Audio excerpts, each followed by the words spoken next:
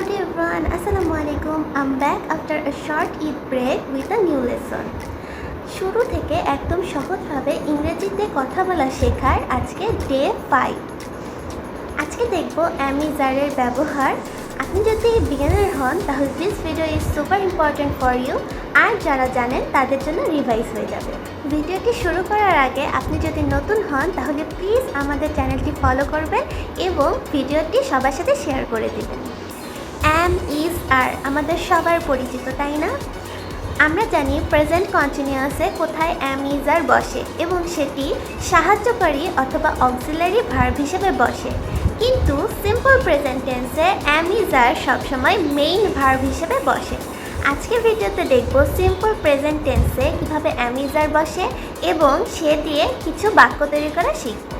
আমরা জানি অ্যাম বসে ফার্স্ট পারসন সিঙ্গুলার নাম্বারের সাথে, অর্থাৎ আই এর সাথে, এবং ইজ বসে হি, শি, ইট অথবা যে কোনো নামের সাথে, আর বসে হলো ইউ এবং উই এবং দে, এছাড়া কিছু প্লুরাল নাম্বারের সাথে, যেমন the books, the boys, the girls, the pens etcetera. এবার আসি অ্যাম, ইজ, আর কোথায় কোথায় বসে। আইডেন্টিটি অর্থাৎ পরিচয়। আমি যদি আমার পরিচয় দিতে চাই তাহলে আমি বলবো আমি একজন ছাত্রী। আমি একজন ছাত্রী, এটার ইংরেজি করতে গেলে হয় আমি অর্থাৎ আই, একজন এ, আর ছাত্রী হলো স্টুডেন্ট। তাহলে কি বলবো আই এ স্টুডেন্ট? না, এখানে বাংলায় একটা শব্দ উচ্চ অবস্থায় আছে, অর্থাৎ আমি হই একজন ছাত্রী। আমরা কিন্তু বাংলা বলার সময় হই কথাটা বলি না, কিন্তু ইংরেজিতে এই হই কথাটার ইংরেজি করা হয়, অর্থাৎ আমি হই একজন ছাত্রী ইংরেজি I am a student. I am a student. Quality অর্থাৎ দোষ বা গুণ বোঝাতে আমরা যা ব্যবহার করি, যেমন আমি বললাম এটা সঠিক, এটা আমরা আসলে বলতে চাই যে এটা হয় সঠিক, এর ইংরেজি হবে দিস ইজ কারেক্ট। বা বললাম যে তারা খুব খুশি, দে আর হ্যাপি।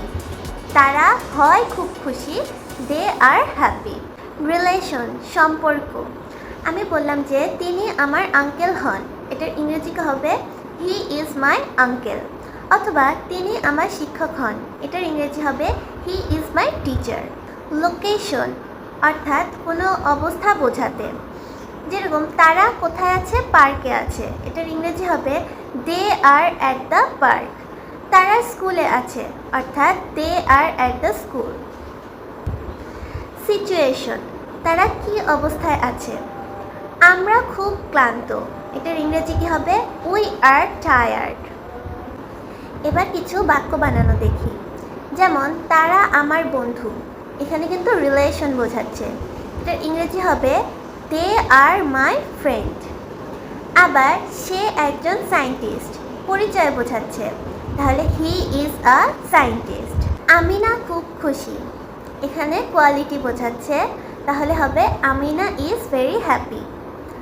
আবার তারা খুব লম্বা বা তুমি খুব লম্বা, এটার ইংরেজি হবে ইউ আর সো টল বা দে আর so ton.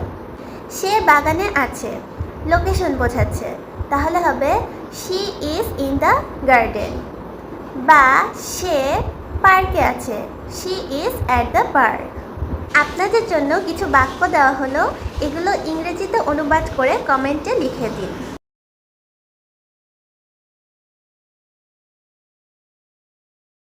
See you in the next videos. Till then, stay connected with Clicky Cloud.